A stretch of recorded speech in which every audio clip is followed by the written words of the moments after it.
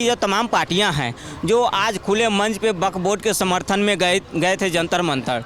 तो इनका एक ही उद्देश्य है कि कैसे वक्फ बोर्ड की आड़ में भारत में जो शांति व्यवस्था है उसको ख़त्म किया जाए। वक्फ बोर्ड नहीं, अगर गांव के भाषा में पूछेंगे तो एक लुटेरा बोर्ड है जिसके आड़ में गरीब मुसलमानों का हक जो है वक्फ बोर्ड जो है कि खा रहा है। एक तरफ ये भाईचारा की ज्ञान देते हैं दिन रात की भाईचारा भाईचारा भाईचारा, और दूसरी तरफ जब भाईचारा निभाने की बात आई तो टाइटा पीस बस भाईचारा किताब और जुबानों पे सही लगता है। वक्फ बोर्ड की भी चर्चा हो जाती है, कहा जाता है वक्फ बोर्ड के अंडर वो सारी चीज़ें आती हैं और लगातार देश भर में अलग अलग जगहों पे वक्फ बोर्ड को लेकर भी अब चर्चा छिड़ रही है, क्योंकि वक्फ बोर्ड अमेंडमेंट बिल भी आ चुका है। इसको लेकर जो मुस्लिम नेता हैं, तथाकथित मुस्लिम नेता ओवैसी हैं, सलमान खुर्शीद हैं, यहाँ तक कि अयोध्या के सांसद जी भी चले जाते हैं और वक्फ बोर्ड का समर्थन करके आ जाते हैं। तो क्या कहिएगा इस बारे में? क्यों नहीं करेंगे वो लोग कर देखिए, इन पार्टी या तमाम पार्टियां हैं जो आज खुले मंच पे वक्फ बोर्ड के समर्थन में गए थे जंतर मंतर। तो इनका एक ही उद्देश्य है कि कैसे वक्फ बोर्ड की आड़ में भारत में जो शांति व्यवस्था है उसको ख़त्म किया जाए। मैं क्लियर करना चाहता हूं आपके चैनल के माध्यम से, ये वक्फ बोर्ड जो है पहले इसको समझना पड़ेगा आपको कि क्या है ये, इसका उद्देश्य क्या है, क्यों इसको बनाया गया, क्या ज़रूरत पड़ी, क्या संविधान के दायरे में इसको बनाया गया। ये वक्फ बोर्ड एक गैर संवैधानिक संस्था है, इसका संविधान से कोई लेना देना नहीं, इसका भारत के सभ्यता संस्कृति विरासत से कोई लेना देना नहीं, वक्फ बोर्ड का भारत के विकास से कोई लेना देना नहीं, वक्फ बोर्ड का एक पैसा समर्थन और एक पैसा योगदान नहीं है भारत के जीडीपी में। वक्फ बोर्ड जो है एक लुटेरे का बोर्ड है। इसको अगर ठेसी भाषा में कहा जाए, हम लोग के गांव भाषा में जो बोलते हैं कि वक्फ बोर्ड नहीं, अगर गांव के भाषा में पूछेंगे तो एक लुटेरा बोर्ड है जिसके आड़ में गरीब मुसलमानों का हक जो है वक्फ बोर्ड जो है कि खा रहा है। तमाम देश के हिंदू एक तरफ से गरीब मुसलमानों के समर्थन में है। वक्फ बोर्ड इसलिए बनाया गया था कि वक्फ बोर्ड के आड़ में वक्फ बोर्ड के माध्यम से गरीब मुसलमानों को मदद की जाएगी। गरीब जो मुसलमान हैं, जो मुख्य धारा में नहीं जुड़ रहे हैं, उनको सहायता प्रदान की जाएगी, उनको हर एक संभव प्रयास किया जाएगा, चाहे वो गरीबी के से छुटकारा पाने के लिए या उनको बच्चों के या पढ़ाई लिखाई, ऐसे तमाम इस उद्देश्य से वक्फ बोर्ड को बनाया गया था। लेकिन इसमें एक तरह से संविधान की अनदेखा की गई। आप बताइए ना, वक्फ बोर्ड, अगर मुझे आप बता दीजिए जब प्राकृतिक आपदा आती है तो वक्फ बोर्ड की जिम्मेदारी नहीं है कि जाके जो है कि वहाँ पे राहत और सहयोग करे। जब कहीं पे भूकंप आता है, बाढ़ आता है, तो वक्फ बोर्ड की जिम्मेदारी नहीं कि जाके वहाँ पे जो है कि भाईचारा निभाए, लोगों को मदद करे। हिंदू छोड़ दीजिए, सिख छोड़ दीजिए, ईसाई, आप अपने धर्म के लोगों को भी मदद नहीं करते हैं। वक्फ बोर्ड का एक कर्तव्य बनता है कि जो तमाम हमारे मुस्लिम खिलाड़ी है, जैसे मोहम्मद शमी हो गए, हमारे देश का नाम रोशन कर रहे हैं कि नहीं कर रहे हैं, तो वक्फ बोर्ड ने कभी मोहम्मद शमी को कोई योगदान, कोई सहयोग किया है, कभी सम्मानित किया है?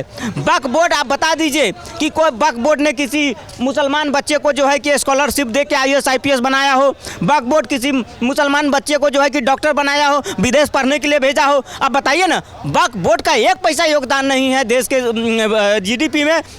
क्या कहना चाहेंगे, सरकार जो अभी वक्फ बोर्ड अमेंडमेंट बिल ला रही है, क्या कुछ होना चाहिए उसके अंदर? आप क्या चाहते हैं, वक्फ बोर्ड को जारी रखना चाहिए भारत के संविधान के अंदर या दरकिनार कर देना चाहिए? बिल्कुल देखिए, नरेंद्र मोदी जी और भारतीय जनता पार्टी की सरकार ये नहीं चाहती कि वक्फ बोर्ड को ख़त्म करे। ये बिल्कुल गलत है। अगर कोई अफवाह फैला रहा है कि वक्फ बोर्ड को ख़त्म किया जा रहा है, वक्फ बोर्ड के आड़ में जो है अमेंडमेंट जो होगा उसमें मुसलमानों का हक छिनेगा, मस्जिद छिनेगी, ये मदरसे छिनेंगी, ये कहीं सरासर गलत है। एक तरह से नैरेटिव फैलाया जा रहा है। कांग्रेस पार्टी और समाजवादी पार्टी, RJD, तमाम जो विपक्ष के दल है, ये एक मुद्दा क्रिएट करना चाहते हैं।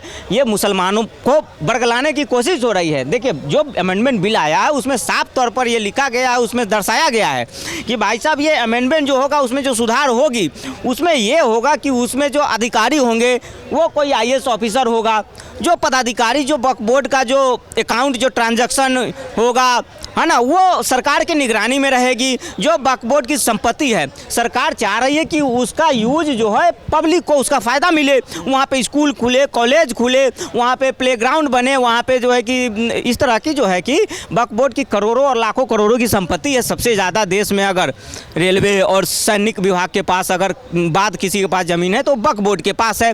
तो वक्फ बोर्ड ये ज़मीन को लेके करना क्या चाहती है बताइए? ज़मीन पे अगर वहाँ पे कोई फैक्ट्रियाँ लगेगी, स्कूल लगेगा, कॉलेज बनेगा, अस्पताल बनेगा, तो सबको फ़ायदा होगा ना। यही तो भाईचारा है। एक तरफ ये भाईचारा की ज्ञान देते हैं दिन रात की भाईचारा भाईचारा भाईचारा, और दूसरी तरफ जब भाईचारा निभाने की बात आई तो टाइटा पीस बस भाईचारा किताब और जुबानों पे सही लगता है। देश के नरेंद्र मोदी और भारतीय जनता पार्टी की सरकार चाहती है कि वक्फ बोर्ड में संशोधन हो ताकि उसका फायदा गरीब मुसलमानों को मिले। हम चाहते हैं कि वक्फ बोर्ड के लिए जिसके लिए वक्फ बोर्ड बनी थी गरीब मुसलमानों को मुख्य धारा से जोड़ने के लिए, तो उसका फायदा उन मुसलमानों को मिले ना। आज जो वक्फ बोर्ड के जो पदाधिकारी है, अधिकारी है, वो कांग्रेस के नेता है। जो कांग्रेस के नेता है वो वक्फ बोर्ड में अधिकारी है। तो ये तो वही बात हो गई ना, जो चाचा है वही भतीजा है, जो भतीजा है वही चाचा है। मतलब गंगाधर शक्तिमान, शक्तिमान गंगाधर। तो ये ना चलेगा। वक्फ बोर्ड का जो अधिकारी होगा वो सरकारी अधिकारी होगा, वो डीएम होगा, एसडीएम होगा, है ना, इस तरह के अधिकारी होगा ताकि उनके देख रेख में वक्फ बोर्ड का जो उद्देश्य है, जो उसका गठन हुए तो गरीब मुसलमानों को फ़ायदा मिले। जो कोई गरीब बच्चा है मुसलमान का, वो पढ़ना चाहता है, वो पत्थरबाज नहीं बनना चाहता, वो आईएएस बनना चाहता है, तो सरकार उसको आईएएस बनाएगी ना। बिल्कुल, उसको आईएएस बनाएगी, आईपीएस बनाएगी। नरेंद्र मोदी चाहते हैं कि जब कोई दफ्तर में हम लोग जाएं तो बाहर बड़े बड़े अक्षर में लिखा हो Mohammad Junaid IAS officer, Mohammad Junaid IAS officer, MBBS. कोई मुसलमान हो, डॉक्टर कोई मुसलमान हो, इंजीनियर कोई मुसलमान हो। लेकिन ये लोग नहीं चाहते हैं। ये हैदराबाद से टोपी लगा के आ गए 15 मिनट वाले भाईजान, उधर से अयोध्या वाले हमारे स्वघोषित राजा अयोध्या के वो भी पहुंच गए, उधर से वो अखिलेश यादव के भाई, वो क्या नाम है, कौन सा यादव, धर्मेंद्र यादव, वो भी आ गए। एक्सीडेंटल हिंदू सब जो है कि वक्फ बोर्ड के लिए पहुंचे थे। टिकट नहीं मिल रहा था, फिर भी जो है कि रिजर्वेशन वेटिंग में लेके पहुंचे कि भाई पहुंचो, नहीं तो हमारे टोपी वाले वोट बैंक नाराज हो जाएंगे। आज खुले मन से कह रहे हैं, है ना, कि वक्फ बोर्ड के लिए हम लोग जी जान लगा देंगे, धरना करना पड़े, शाहीन बाग बनाना पड़े बना देंगे, लेकिन वक्फ बोर्ड में कुछ होने नहीं देंगे। ये दूसरी तरफ नहीं बता रहे हैं कि वक्फ बोर्ड में जो संशोधन हो रहा है उससे गरीब मुसलमानों को फायदा ही होगा, उससे नुकसान नहीं होगा, है ना। तो एक तरफ जो है कि देश में जो शांति व्यवस्था बनी हुई है उसको खराब करने की कोशिश हो रही है। जब देखा था आपने पिछली बार जो शाहीन बाग का प्रदर्शन हुआ था, किस तरह से देश का नाम पूरे विश्व में खराब हुआ था। कभी किसान के आंदोलन के आड़ में, कभी शाहीन बाग के आंदोलन के आड़ में, फिर जो है कि शाहीन बाग रिपीट करना चाहते हैं ये लोग। वहाँ जो मुसलमान पहुंचे थे ना तख्ती लेके हाय हाय करने, उनको एक कैमरा मैंने पूछ दिया, भाई साहब ये क्या लिखा हुआ है, वो पढ़ नहीं पा रहे थे। बताइए, ये स्थिति है। यही स्थिति से तो मोदी जी चाहते हैं कि भाई बाहर निकलो, एक हाथ में कुरान, एक हाथ में लैपटॉप लेके पढ़ो, आगे बढ़ो, पढ़ोगे तभी तो बढ़ोगे। अरे पढ़ोगे तभी तो बढ़ोगे, हाँ, नहीं तो कब तक पत्थर चलाओगे, कब तक पंचर बनाओगे। तो मोदी जी नहीं चाहते हैं कि एक तरफ हमारा देश जो है कि 5वीं अवस्था बन रहा है, एक तरफ हमारे दूसरे धर्म के लोग पंचर ही बनाते रह जाए। मोदी जी चाहते हैं पंचर वाला का बेटा भी आईएएस आईपीएस बने, डॉक्टर इंजीनियर बने, है ना। मोदी जी चाहते हैं मोहम्मद जुनैद का लड़का मोहम्मद इकबाल आईएएस बने, आईपीएस बने। लेकिन मौलाना और मौलवी क्या चाहते हैं कि नहीं, तुम मदरसा ही जाओ, वहीं ठीक हो। हाँ, तो जिस तरीके से आप देख रहे हैं लगातार जनता अपनी राय रख रही है। जो तमाम मुद्दे इस समय देश में गर्मा गर्मी पर चल रहे हैं, खास करके बात करें औरंगजेब को लेकर या वक्फ बोर्ड को लेकर, कहीं ना कहीं जो चर्चा गरमाई हुई है, खास करके जब वक्फ बोर्ड अमेंडमेंट बिल सरकार पेश कर रही है सदन के अंदर, और कहीं ना कहीं जो मुस्लिम नेता हैं वो अपनी बात अपने धर्म के लोगों तक पहुँचाने का काम कर रहे हैं। अब आपके क्या विचार है, कमेंट्स में लिख डालिए, और तमाम ऐसी खबरों के लिए हमारे साथ बने रहें। देखते रहे सौगंध टीवी। धन्यवाद। आप देख रहे हैं सौगंध टीवी, सौगंध वतन की।